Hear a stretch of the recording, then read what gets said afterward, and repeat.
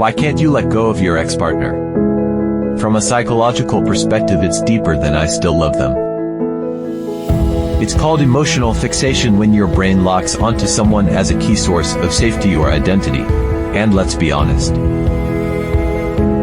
it's not really about them. It's about what you feel you lost. The dream, the comfort, the version of you that existed in that relationship.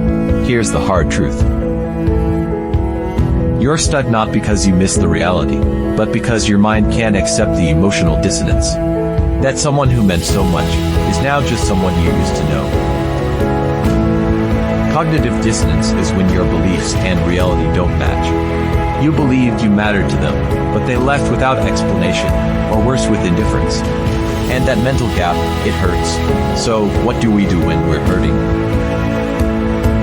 Psychologically, we default to coping mechanisms. Some people ruminate replaying the past, others jump into rebound relationships.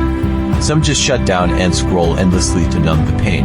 Have you ever told yourself, "I'm over them," while still checking their story 10 minutes later? That's avoidant coping, pretending we've healed, while still running from the truth. And the truth is, letting go requires grieving, not just grieving the person, but grieving who you were when you were with them. Now here's a question. Did they hurt you, or did you abandon yourself for the idea of them? That's not blame. That's self-awareness. Psychologist Carl Rogers once said, "The curious paradox is that when I accept myself just as I am, then I can change." Healing isn't about forcing yourself to move on. It's about radical acceptance, acknowledging that the relationship ended, that it hurt, and that you're still worthy. When you're stuck, it's often because your nervous system is still in fight, flight, or freeze. You're trying to fight the loss, run from the pain, or emotionally shut down. But here's what helps. 1. Mindful reflection, journaling your real emotions without judgment. 2. Self-compassion, talking to yourself the way you talk to a heartbroken friend. 3. Reality-based thinking, stop romanticizing what wasn't working. Ask, did they really show up for me?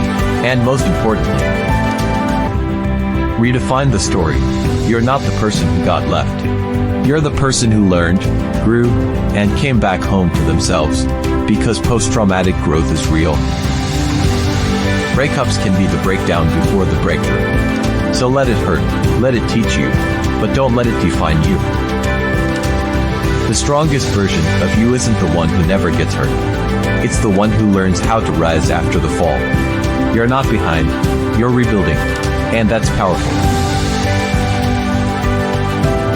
Still healing, you're not alone.